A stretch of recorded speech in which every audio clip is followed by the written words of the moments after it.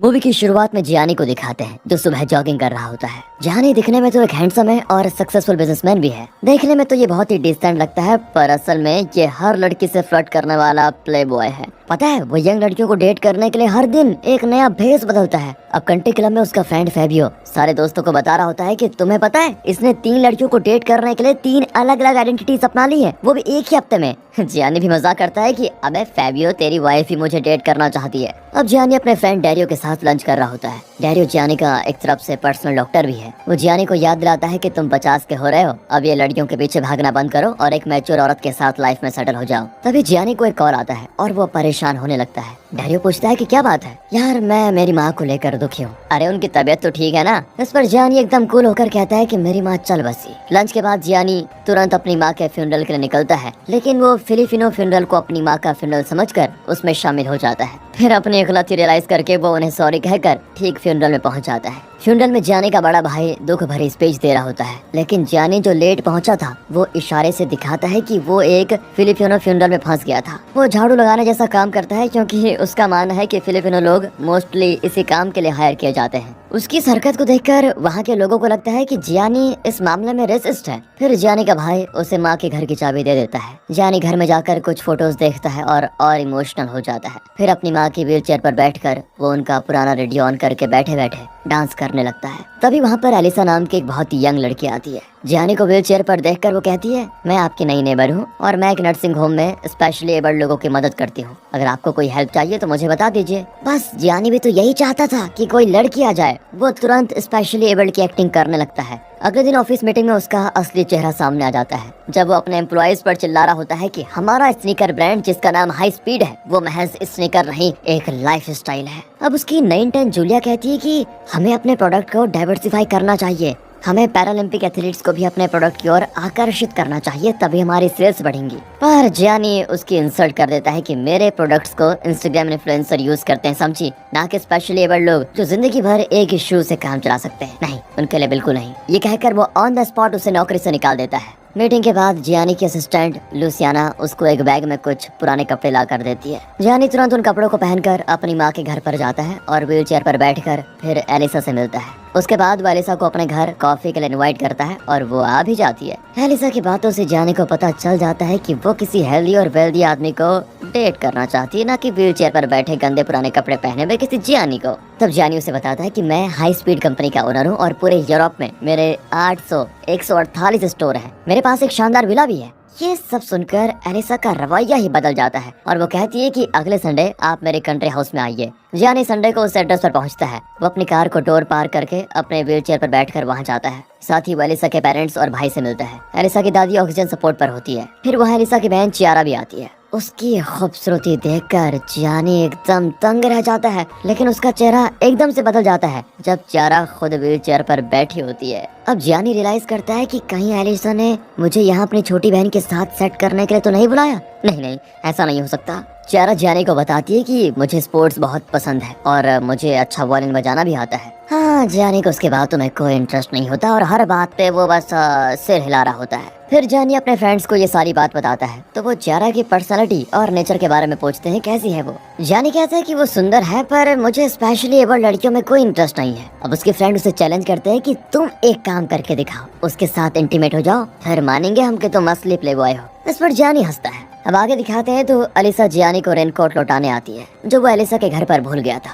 लेकिन अब घर पर जियानी का भाई होता है। एलिसा उसे बताती है कि तुम्हारे भाई जियानी ने बोट्सवाना में स्पेशली एबल्ड लोगों की बड़ी मदद की है। उसकी बातों से उसके भाई को पता चल जाता है कि जियानी तो स्पेशली एबल्ड होने का नाटक कर रहा है, पर वो एलिसा को सच नहीं बताता। फिर वो जियानी से भी पूछता है कि ये गंदा नाटक बंद करो और तमीज से रहो। हाँ, जियानी कहता है कि तुम्हें जलन है कि तुम्हारे पीछे लड़कियां नहीं आती और मेरे पीछे आती हैं। यहाँ तक कि वो अपने भाई के टकलेपन का मजाक उड़ाकर चला जाता है। अगले दिन जियानी चियारा के लिए एक वॉइस मैसेज छोड़ता है कि सैटरडे को मेरे साथ डेट पर आओगी। ये कहकर फिर वो ऑफिस चला जाता है, लेकिन उसे शॉक लगता है जब चियारा उसी सुबह जियानी से मिलने ऑफिस आ जाती है। अब जियानी के पास व्हील चेयर तो है नहीं, वो टेबल पर बैठ जाता है चियारा उसे बताती कि सैटरडे को तो मैं नहीं आ पाऊंगी, लेकिन आज शाम स्पेशली एबल्ड प्लेयर्स का एक टेनिस टूर्नामेंट है जिसमें मैं भी खेल रही हूँ, तुम जरूर आना। जानी भी उसे इम्प्रेस करने के लिए कह देता है कि मेरी कंपनी स्पेशली एबल्ड लोगों के लिए स्पेशल शू बनाने जा रही है, तो मैं चाहता हूँ कि हमारे शू ऐसे लोग ज्यादा यूज करें। और अब शाम को जानी चियारा का मैच देखने चला जाता है। उसे खेलते हुए देखकर वो सच में बहुत ज्यादा इम्प्रेस हो जाता है।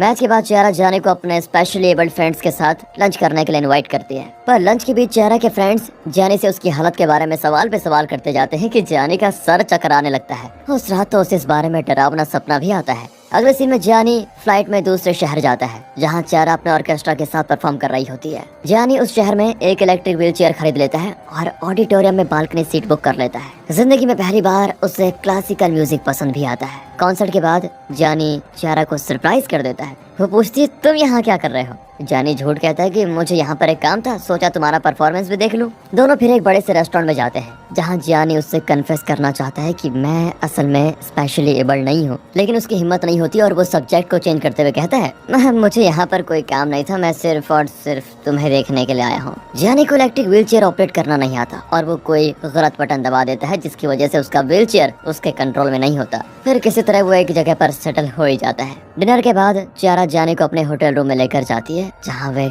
किस करने लगते हैं, लेकिन एलिसा बीच में ही उसे रोक देती है। बेचारा जानी दुखी हो जाता है। वो वापस अपने शहर आ जाता है। फिर वो डैरियो को सब कुछ बता देता है और पूछता है क्या पैराप्लेजिक लोगों का इरेक्शन होता है? डैरियो बताता है कि हाँ होता तो है, लेकिन बेटा तेरी उम्र 49 साल की है, तू टीनेजर नहीं जो ऐसा एक्सपेरिमेंट्स कर रहा है। अगली शाम जानी चियारा को अपने घर डिनर के लिए इनवाइट करता है। यहाँ चियारा एलिसा को बता देती है कि जानी की आंखों में मुझे सच्चाई दिखती है, वो मेरे विकलांग को देखकर मुझ पर तरस नहीं खाता, उसके साथ मुझे बहुत अच्छा लगता है। शाम को चियारा जानी के घर आ जाती है। वो बड़ी आसानी से फर्नीचर के बीच से निकल जाती है जबकि जानी हर चीज से टकरा रहा होता है। अब डिनर के दौरान चियारा पूछती है तुम्हारे पैर पैरालाइज कैसे हुए? जानी फिर कोई कहानी बुनता है कि जैसे डॉक्टर क्रिस्टोफर रीव्स का एक्सीडेंट हुआ था ना, वैसा ही एक्सीडेंट मेरे साथ भी हुआ। चियारा कहती है कि पर वो तो गर्दन से लेकर पैर तक पैरालाइज हो गए थे। अब जानी नर्वस हो जाता है और कहता है मैं घोड़े से गिरा था एक्चुअली। ये सुनकर चियारा हंस पड़ती है कि बड़ा अजीब तरीका है पैरालाइज होने का। वो आगे बताती है कि एक एक्सीडेंट में मेरा ये हाल हो गया, पीछे बैठे पैसेंजर का सिर्फ कॉलर बोन टूटा और मेरे पास की सीट पर रखा हुआ मेरा वॉलन जरा भी डैमेज नहीं हुआ,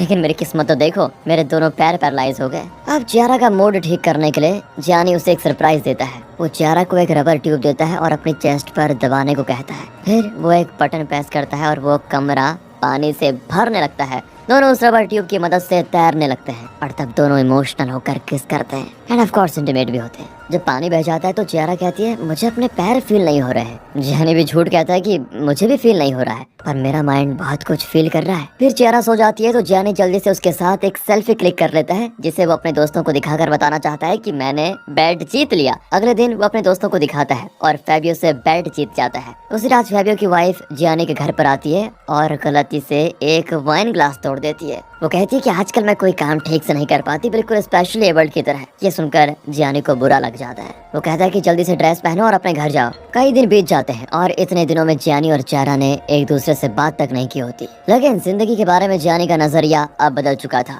वो लूसियाना से कहता है कि तुम उस इंटर्न जूलिया को वापस बुलाओ जिसने पैराप्लेजिक लोगों के लिए स्नीकर्स बनाने का सुझाव दिया था। फिर वो चियारा को कॉल करके कहता है कि मैं तुमसे मिलना चाहता हूँ, मुझे तुम्हें एक सच बताना है। वो जानी को अपने घर बुलाती है। जानी वहाँ जाता है तो वो अपना वायलिन प्रैक्टिस कर रही होती है। तभी जानी चियारा के बचपन के फोटोज देखता है जिसमें उसके दोनों पैर बिल्कुल ठीक है। अब जानी को अपने झूठ के लिए गिल्टी फील होने लगता है और कन्फेस करने के लिए उठ खड़ा होता है, लेकिन इससे पहले कि चियारा मुड़ती वो झट से बैठ जाता है। प्रैक्टिस खत्म करके चियारा उसे किस करती है और पूछती है क्या सच है वो जो तुम बताना चाहते थे? जानी की अब भी हिम्मत नहीं होती और वो बात को बदल देता है। चियारा आगे बताती है कि मेरे एक्सीडेंट के बाद मेरे बॉयफ्रेंड ने मुझसे ब्रेकअप कर लिया। दरअसल मुझे चोट से ज्यादा दर्द तो तब होता है जब कोई मुझसे झूठ बोलता है या मुझे धोखा देता है। अब जानी नर्वस होकर सच ना बताने का फैसला करता है। चियारा अब जानी के फ्रेंड से भी मिलना चाहती है और मजबूरन जानी डैरियो और लूसियाना को उससे मिलवाने लेकर जाता है। डैरियो कहता है कि अगर तुम्हें उस लड़की से प्यार हो गया तो उसे सब कुछ सच बताना ही होगा। अगर तुम नहीं बताओगे तो मैं या लूसियाना बता देंगे। फिर वे चियारा के साथ डिनर करते हैं। इसी बीच जानी उसे सच बताने का नाम ही नहीं ले रहा होता है तो डैरियो उसको बताने जाता है। लेकिन फिर बात को बदलने के लिए जानी अपनी पैंट पर सूप गिरा देता है और डैरियो से कहता है कि मुझे अभी बाथरूम लेकर चलो। बाथरूम में डैरियो फिर कहता है कि तुम्हारा ये ड्रामा ना हद पार कर चुका है, उसे अभी के अभी सच बताओ। तभी वहाँ रेस्टोरेंट का एक स्टाफ आ जाता है और उस स्टाफ को भी नहीं पता चलना चाहिए कि जानी चल फिर नहीं सकता, इसलिए जानी झट से टॉयलेट में ही बैठ जाता है। उस रात भी वो चियारा को सच नहीं बताता। अब जानी का भाई एलिसा से मिलता है और बता देता है कि जानी पैराप्लेजिक नहीं है, वो चियारा से झूठ बोल रहा है। एलिसा को इतना गुस्सा आता है कि वो सीधे जाकर जानी के कान के नीचे कस कर लगा देती है। वो कहती है कि 2 दिन के अंदर अगर तुमने मेरी बहन को पूरा सच नहीं बताया तो मैं तुम्हें छोड़ूंगी नहीं, याद रखना। वैसे दोस्तों, प्यार में सच बताना इतना इम्पोर्टेंट क्यों होता है? कमेंट करके बताइए अगर आपका कोई एक्सपीरियंस है तो। जियानी अपने पापा से मिलता है जो खुद एक बड़ा फ्लर्ट वाला आदमी है। वो जियानी को एडवाइस देता है कि बेटा, मैं एक अच्छा पति तो नहीं था और मैं नहीं चाहता हूँ कि तुम भी वैसी गलती करो जो मैंने की थी। तुम उस लड़की को सच बता दो। लेकिन जियानी चियारा को खोना नहीं चाहता। लगता है जियानी को चियारा से सच में प्यार हो गया है। तभी वहाँ पर एक अनाउंसमेंट होती है कि फ्रांस का एक फेमस कैथोलिक साइट का पवित्र पानी विकलांगता को ठीक कर सकता है। उस ट्रिप पर जाने के लिए आप हमारे पास रजिस्टर कर सकते हैं, ऐसी अनाउंसमेंट की जाती है। ये सुनकर जियानी और उसके पापा को एक घटिया आइडिया आता है कि जियानी चियारा को उस कैथोलिक साइट पर लेकर जाएगा और कहेगा कि इसके पवित्र जल से मेरा पैरालिसिस ठीक हो गया। इस तरह से उसे चियारा को धोखा नहीं देना पड़ेगा और सब कुछ नॉर्मल हो जाएगा। लेकिन यहाँ एलिसा चियारा को बता देती है कि शायद जियानी तुम्हारे लिए सुटेबल नहीं है। तभी जियानी का कॉल आता है। वो चियारा को अपने साथ उस कैथोलिक ट्रिप पर चलने को कहता है। एलिसा पूछती है कि वहाँ क्यों बुला रहा है। चियारा कहती है कि शायद जियानी किसी चमत्कार की उम्मीद कर रहा होगा जिससे उसका पैरालिसिस ठीक हो जाए। और तब चियारा रिवील करती है कि मैं जानती हूँ वो चल फिर सकता है और मुझसे अभी तक झूठ बोल रहा था। इतने साल व्हील चेयर यूज करने के बाद तो मुझे पहली बार में पता चल गया था कि वो व्हील चेयर ठीक से यूज करना भी नहीं जानता। मैं जानती थी कि वो पैराप्लेजिक नहीं है, लेकिन फिर भी मैंने उसे झूठ बोलने दिया क्योंकि मुझे उसका प्यार अच्छा लगा। वो भले ही झूठ पर क्यों ना टिका हो, लेकिन उसका प्यार सच्चा है। अगले सीन में वे उस कैथोलिक साइट पर पहुंचते हैं जहां फादर वॉल्टर जियानी से अकेले में मिलते हैं। और मैं नहीं चाहता हूं कि तुम सबके सामने उठकर खड़े हो जाओ, क्योंकि इससे दूसरे पैराप्लेजिक लोग झूठी उम्मीद में रहेंगे कि ऐसे चमत्कार होते हैं और मैं नहीं चाहता कि लोग इस तरह के झूठ पर विश्वास करें। फिर जियानी बाहर आता है तो देखता है कि चियारा सड़क के बीच में जा रही है। हालांकि उसे पता है कि एक ट्रक तेजी से वहाँ पर आ रहा है। ये देखते ही जियानी तुरंत व्हील चेयर से उठकर भागता है और चियारा को बचा लेता है।